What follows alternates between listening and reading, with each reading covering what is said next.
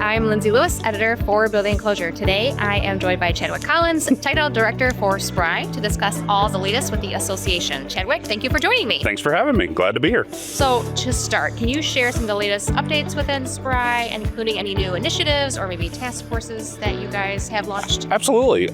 So we just had our annual meeting in February, so that's kind of our big celebration of the previous year and kickoff for the upcoming year. Off top, we had an outgoing president, Scott Carpenter, and we welcomed our new incoming president, Brian Chamberlain. Scott Carpenter's with Anchor Products, Brian Chamberlain's with Carlisle. So we had that officer transition, and then we celebrated a few of our members, handed out some awards for their contributions through their volunteer work. Of course, we rely on the efforts and resources of our volunteer members a lot. And then after that, some big things starting at high level. Our board approved our new strategic plan, both for SPRI and DORA.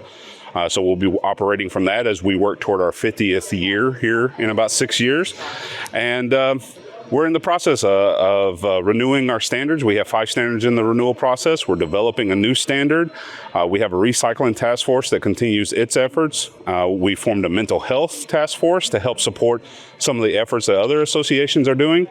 And a lot of work going on. There was even discussion of a couple research projects that we're considering. And at our next meeting in April, we'll kind of flesh out the scope on those and see if those are topics we want to pursue. But definitely a lot of things in front of us that we're excited about this year. Now, speaking on mental health has obviously been a really big issue in our industry over in years. So what is SPRI technically doing to spotlight that issue? So one of the big things is we have brought in a speaker or two, and we've reached out to organizations that are already doing things with mental health, really so our members can better understand how they can help share those resources that are available, help carry that message that the other organizations are doing, and kind of be that champion for them within our organization and within our member companies. But we're also having conversations, our member companies are having conversations about what could they do individually as companies for their employees, and even for their customers as they reach out and contact their customers to share resources available that way. So it really is trying to understand what our place is in that chain of information and support, and figuring out how we can best help everybody that we are in contact with. Now, from your perspective, what are some of the biggest trends that you have seen shaping the roofing and building enclosure industry? A lot of the trends that we've heard about before, I think, are still there. Resiliency, longevity, life cycle analysis, the composition of materials, regulatory and code work, all of those things continue to be front of mind.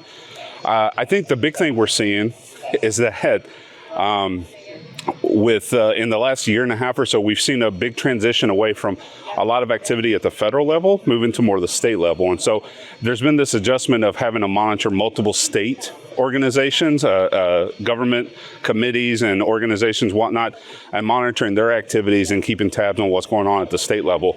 A lot of good work that's going on out there, but it definitely expanded the number of things we're having to monitor and keep track of.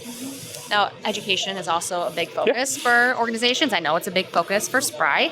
So what upcoming SPRI events or training programs or learning opportunities should professionals know about? Yeah, our biggest education event that we do every year is our annual WIN seminar. We have that in conjunction with our October meeting. This year it will be October 21st in Savannah, Georgia. And it is an all-day seminar about wind design. And if you are looking for continuing education hours for IBEC, or you're looking for AIA learning credits, our WIN seminar will provide 5 of those.